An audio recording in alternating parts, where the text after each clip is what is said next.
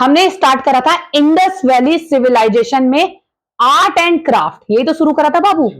Art and craft में सबसे पहले हमने जो चीज पढ़ी वो पढ़ा स्कल्पचर। क्या पढ़ा था बाबू? स्कल्पचर। स्कल्पचर का मतलब होता है मूर्तियां। तो मूर्ति जो हमने देखी वो स्टोन स्टैचू भी देखा, हमने मेटल का स्टैचू भी देखा और टेराकोटा भी देखा। यहां तक कंप्लीट करने के बाद हम पहुंचे थे टेराकोटा के टॉय। और क्वेश्चन आया हुआ है बाबू इक्का पर।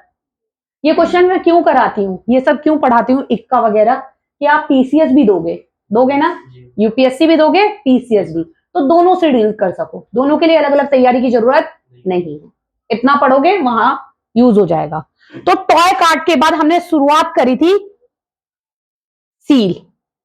ये भी तो एक तरीके का आर्ट एंड क्राफ्ट है कि सील बना रहे हैं लोग, मुहर बना रहे हैं, और उस मुहर से मुहर बंदी कर रहे हैं, सील से सीलिंग कर रहे हैं।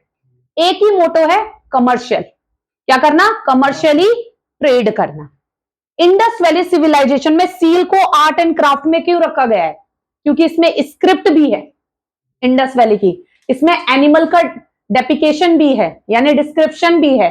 बाइसन है, डियर है, एंटीलोप है, टाइगर है एंड एलिफेंट है। इसलिए हमने, और एक जो सबसे पॉपुलर सील थी वो थी पशुपति सील, जो मोहन जोदड़ो से मिली थी, वो डिटेल में पढ़ लिया।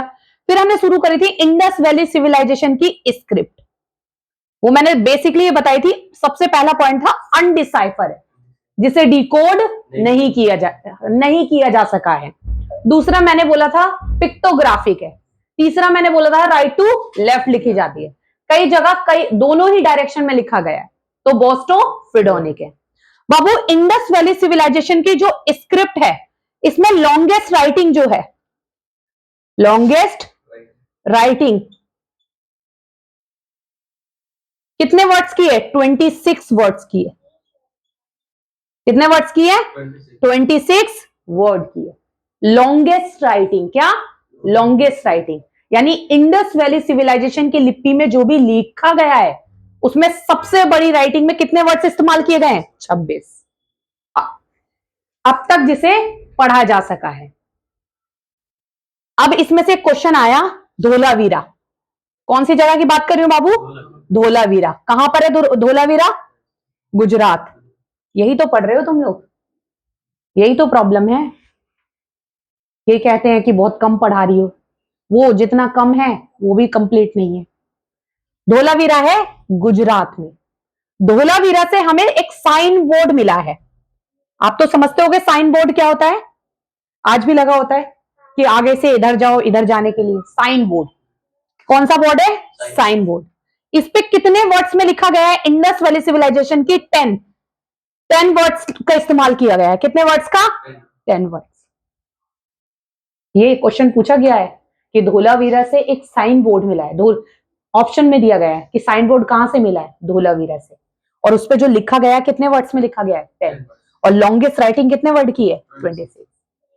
समझ में आया ये क्यों पढ़ाया मैंने? ये क्यों पढ़ाया मैंने? क्या बोला? इंडस वैली सिविलाइजेशन की स्क्रिप्ट पढ़ी हमने, लेकिन उस स्क्रिप्ट में जो सबसे बड़ी राइटिंग है वो 26 वर्ड्स की है। कितने वर्ड्स की है?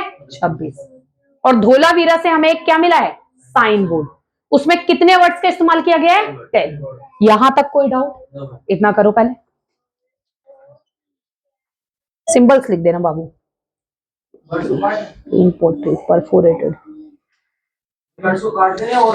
नहीं, ये सिंबल्स लिख दो बाबू।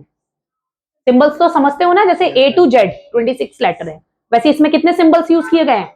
26। Decorative purple, plain portrait, black on red. आ जाओ स्कल्पचर के बाद आर्ट एंड क्राफ्ट में।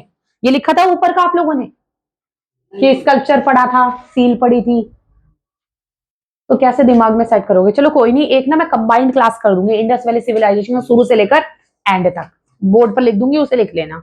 ताकि क्या होता है, एक माइंड मैप बनता है कि हमने इसमें ये पढ़ा। फिर फाइनल पेपर पे क्या करना चाहिए? जब टॉपिक खत्म हो गया तो फाइनल पेपर पे हेडिंग लिखनी चाहिए, सबसे पहले इंडस वैली सिविलाइजेशन की डिस्कवरी देखी। ये हो गया एक पॉइंट, है ना। फिर दूसरा पॉइंट क्या बनाना चाहिए आपने इसका? इंडस वैली सिविलाइजेशन की डिस्कवरी देखने के बाद इससे जुड़ी हुई थ्योरी देखी। बाबू ऐसे बनाते हो या नहीं बनाते हो माइंड मैप?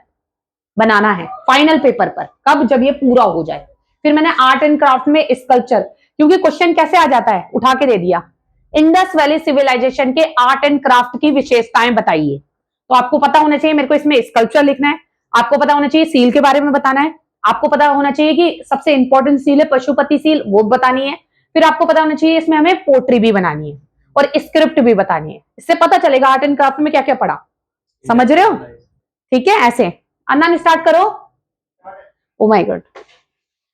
तो अब इंडस वैली सिविलाइजेशन के आर्ट एंड क्राफ्ट में sculpture, seal, Indus Valley civilisation की स्क्रिप्ट, इन 3 पॉइंट्स के बाद चौथा पॉइंट आता है पोट्री। क्या सब पढ़ने जा रहे हैं बाबू? अब पोट्री। आपको पता है पोट्री में हम बनाते क्या है? पोट। क्या बनाते हैं? पोट। पोट 2 तरीके से बनते थे इस समय, एक तो हैंडमेड है, हैंडमेड, हाथों से भी बनाते हैं पोट, आपने देखा होगा कि लोग मिट्टी से हाथ से बना रहे हैं। दूसरा व्हील मेड, आपने देखा होगा कुम्हार का पहिया, व्हील मेड, पहिए से भी बनाते हैं, बने जा रहा है यूं पकड़े हुए हैं। ठीक है। पोट्स कितने तरीके से बन सकते हैं? 2 तरीके से, या तो हैंडमेड होंगे या व्हील मेड होंगे। इंडस वैली सिविलाइजेशन में इसी तरीके की पोट्री बनाई जाती थी। जो पोट्री मिली है वो हमें 3 तरीके की मिली है। एक होती है प्लेन पोट्री। क्या होती है बाबू? Plain pottery. प्लेन पोट्री के बारे में क्या इंपॉर्टेंट है कि इसमें किसी भी कलर का यूज नहीं किया गया है, कोई कलर या पेंट का यूज नहीं किया गया है, इसीलिए इसे क्या नाम दिया गया है? Plain pottery. इसका एक एग्जाम्पल है आपके पास परफोरेटेड। क्या एग्जाम्पल है? परफोरेटेड। मैं फोटो दिखाती हूं, देखा? तुरंत पूछ लिया ना, दिखाती हूं। इसे बोलते हैं परफोरेटेड पोट। क्या बोलते हैं? Perforated pot. इसमें कोई कलर है? ये इसमें कलरफुल लग रही होगी, नो नहीं, कलर है, लेकिन वो जो इंडस वैली सिविलाइजेशन से मिली है वो व्हाइट कलर की है। कौन से कलर की है? व्हाइट। कोई कलर नहीं है। दिखाती हूं उसका ही, इस तरीके की। इधर देखो, इधर इधर, हाँ बाद में देखेंगे बाबू। उसमें क्या है? होल है। परफोरेटेड पोट्री का मतलब ही होता है ऐसे पोट जिसमें होल हो, जिसमें छेद हो। तो क्या, क्यों यूज करते हो सकता है छलनी के रूप में यूज करते हो, किसी चीज को छानने के लिए यूज करते हो। तो मैंने क्या बोला? इंडस वैली सिविलाइजेशन के आर्ट एंड क्राफ्ट में हमने सबसे पहले स्कल्पचर देखा, सील देखा और इंडस वैली सिविलाइजेशन की स्क्रिप्ट देखी। स्क्रिप्ट के बाद आए हम पोट्री पर, और पोट्री में क्या बनाते थे? पोट्स। पोट्स 2 तरीके के बनाते थे, या तो हैंडमेड या व्हील मेड। हम पहले किस तरीके की पोट्री देख रहे हैं? प्लेन पोट्री, जिसमें कोई कलर या पेंट यूज नहीं किया गया। इसका एग्जांपल है परफोरेटेड पोट, ऐसे पोट जिसमें छेद है, हो सकता है इसका छलनी के रूप में यूज करते हो। दूसरी है प्रिंटेड पोट्री। क्या है? प्रिंटेड, नाम से ही समझ जाओ, प्रिंटेड पोएट्री। इसमें कलर का यूज किया गया है। किसका यूज किया गया है बाबू? कलर का। इसका एक एग्जांपल है ब्लैक ऑन रेड। बाबू ये नाम याद रखना है जरूर, ब्लैक ऑन रेड। इसमें रेड कलर से पोट बनाया गया है। पोट किस तरीके से बनाया गया है? रेड कलर का, लेकिन उसमें डिजाइन कौन से कलर से दिया गया है? ब्लैक। अभी मटके वगैरह देखते हो, रेड गेरू कलर से वो पूरा मटका बना है, उसमें ब्लैक कलर का डिजाइन है, उसे बोलते हैं ब्लैक ऑन रेड। देखो आज 4700 साल बाद कैसे पोट्स बनाए जा रहे हैं, इस तरीके के ही तो हैं। 4700 साल पहले बन रहे थे। ब्लैक कलर का बेस है और रेड कलर का बेस है और ब्लैक कलर का डिजाइन है। तीसरी तरीके की पोट्री होती है डेकोरेटिव पोट्री। क्या होती है बाबू? Decorative pottery. इसमें क्या होता है बाबू? इसका मोटो होता है डेकोरेशन के लिए यूज करना। किसके लिए यूज करना? डेकोरेशन, घर को डेकोरेट करने के लिए। एक बार दिखा देती हूं ज्यादा क्लियर। स्मॉल साइज क्या होता था इनका? स्मॉल साइज होता था, क्योंकि मोटो क्या है? घर की डेकोरेशन के लिए रखना है। और दिखाती हूं, ये पॉलीक्रोम है, देखो परफोरेटेड इस तरीके के होते हैं, परफोरेटेड। जिसका में कोई कलर नहीं है। ये पॉलीक्रोम है। ये कौन सी पोट्री है? पॉलीक्रोम। ये पॉलीक्रोम। पॉलीक्रोम में मल्टी कलर का यूज किया जाता है। पॉली का मतलब ही होता है मल्टी। पॉलीक्रोम ये प्रिंटेड पोट्री में आएगी, लेकिन मैंने इसमें एक ही पढ़ाया आपको, ब्लैक ऑन रेड। और आता है और थी, बड़ी अच्छी सी थी एक डेकोरेटिव, मुझे दिखाई आ नहीं रही इसमें।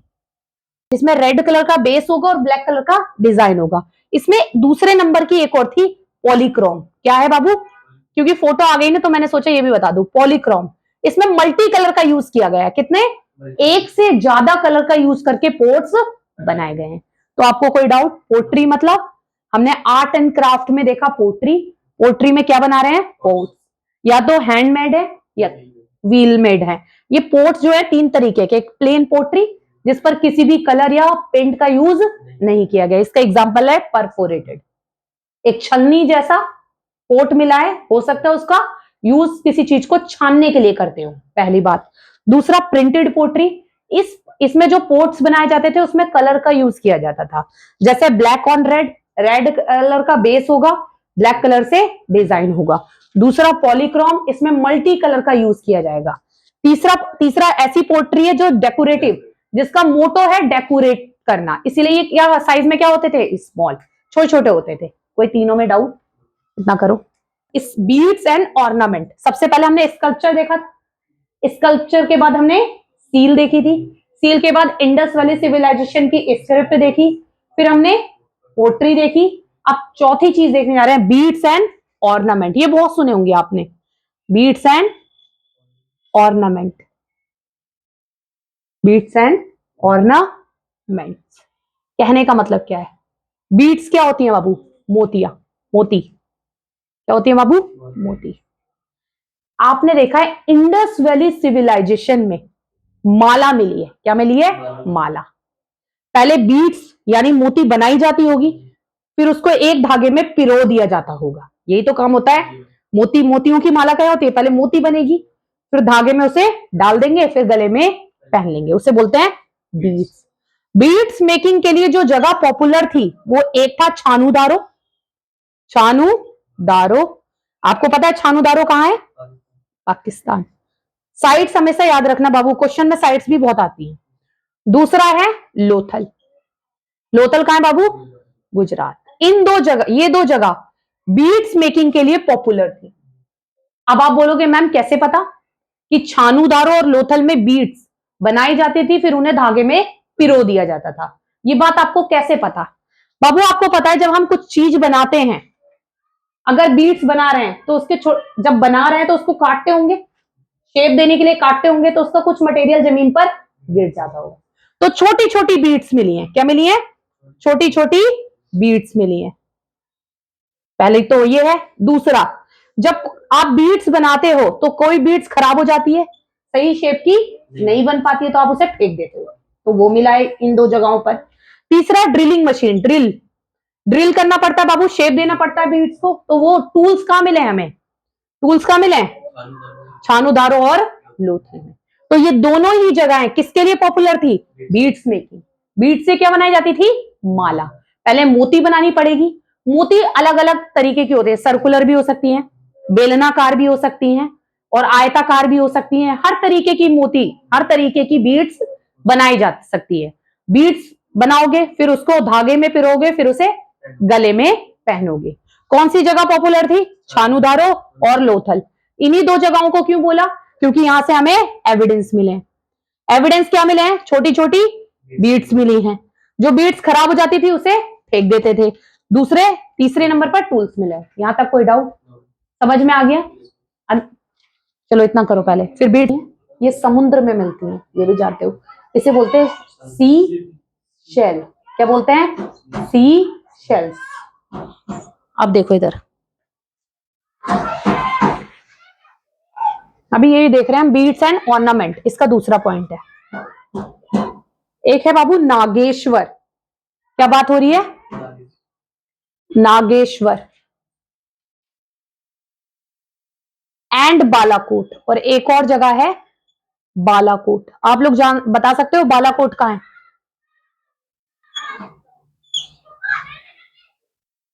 बालाकोट बेसिकली पाकिस्तान में है। और ये कैसा कोस्टल रीजन है, ये दोनों ही कौन से रीजन है? कोस्टल। समझते हो ना कोस्टल रीजन क्या होता है? बता सकते हो कोस्टल रीजन क्या होता है? जो समुद्र के किनारे हो, समुद्र के किनारे हो। नागेश्वर गुजरात में, नागेश्वर कहां है? गुजरात में। ये दोनों ही जगह पॉपुलर थी सी शेल्स के लिए। किसके लिए? सी सेल्स। और ये सी सेल से क्या की जाते थे बाबू? बैंगल्स बनाए जाते थे, बैंगल्स और ज्वेलरी। आज भी आप देखते हो, कभी एसएन जाना, दिल्ली की सरोजिनी नगर मार्केट, जो ये सी समुद्र से मिलने वाली जो शेल टाइप की चीजें होती है ना, उससे कभी माला बनाया गया है, कभी चूड़ियां बनी हुई हैं, बैंगल्स बने हुए हैं, और कभी कभी ज्वेलरी बनी हुई है। आप समझो, ये सी सेल्स कहां से मिलेंगे? कोस्टल रीजन से ही मिलेंगे।